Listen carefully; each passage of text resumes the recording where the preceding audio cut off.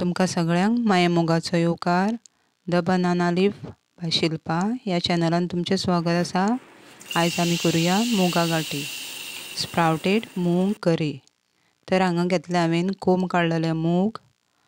हे मूग बरे धुवन घेवपाक जाय आनी एक 15 मिनटां थंड उदकान भिजोवन दवरपाक जाय।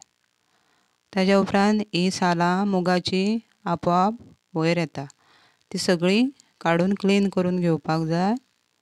अशे तरेन मूग आमचे क्लीन जाल्ले आसा।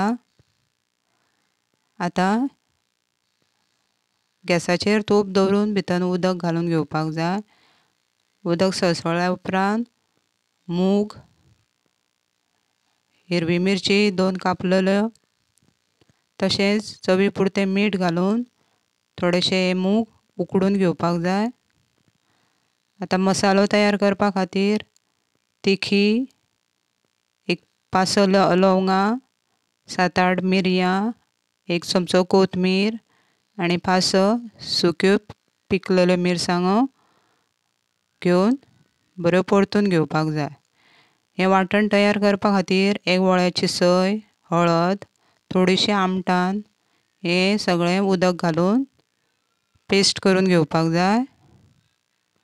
अशे तरेन ही पेस्ट आमची तयार जाल्ली आसा। हें सगळें वांटण आतां मुगाचे जे उकडलेले हे मिश्रणान हें ओतून घेवपाक जाय।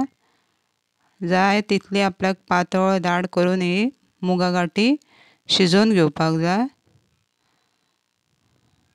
चडशी मुगा गाठी दाट खावपाक बरी लागता। तातूंत चवी पुरतें गोड उडोवपाक जाय, मीठ अशें धरून ही मुगा गाठी शिजलेली आसा आमची। आतां ताका फोडणी दिवपा खातीर तेल, भितर मोहरी, करबिलाची पानां, हिंग हें घालून फोडणी करून घेवपाक जाय आनी अशे तरेन ही फोडणी मुगा गाठीचेर ओतून घेवपाक जाय।